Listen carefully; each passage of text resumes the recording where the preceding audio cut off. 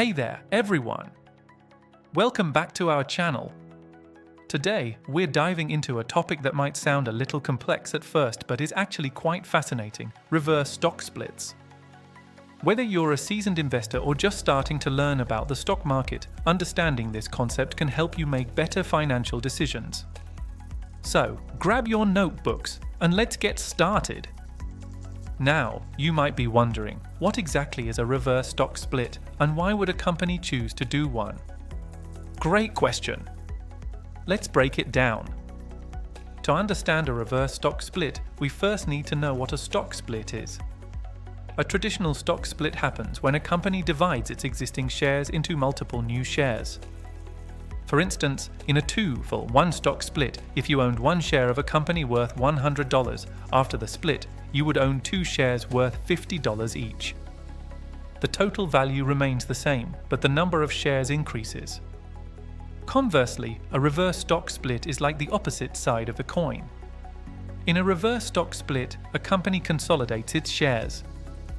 So, if we take the same example but flip it around, in a 1-for-2 reverse stock split, if you own 2 shares worth $50 each, you would end up with 1 share worth $100. Again, the overall value remains unchanged, but the number of shares decreases.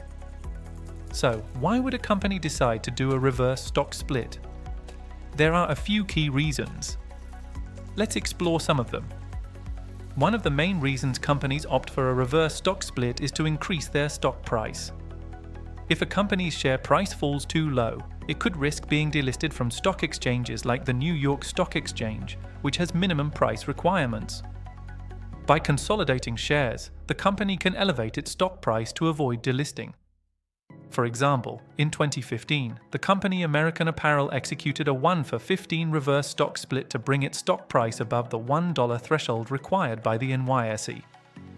Many institutional investors, like mutual funds and pension funds, have policies that restrict them from investing in stocks priced below a certain level, often $5. By increasing the share price through a reverse stock split, a company can make its stock more appealing to these potential investors. Sometimes, a low stock price can lead to a negative perception of a company's financial health. A reverse stock split can help improve this perception, signaling to investors that the company is taking steps to strengthen its position. Companies with very low stock prices can experience high volatility, which can deter investors. A reverse stock split can help stabilize the stock price by reducing the number of shares available in the market. Now, let's look at some real-world examples. A well-known case is Citigroup. In 2011, Citigroup executed a 1-for-10 reverse stock split to boost its share price, which had fallen significantly during the financial crisis. This move helped improve a company's image and allowed it to regain stability in the market. Another example is the technology company 3D Systems, which underwent a 1-for-10 reverse stock split in 2017. The company faced declining stock prices due to various challenges in the 3D printing industry. By consolidating its shares, the company aimed to attract more serious investors and improve its market standing. However, it's important to note that a reverse stock split doesn't inherently create value. While it can change the share price, it doesn't change the underlying company's fundamentals.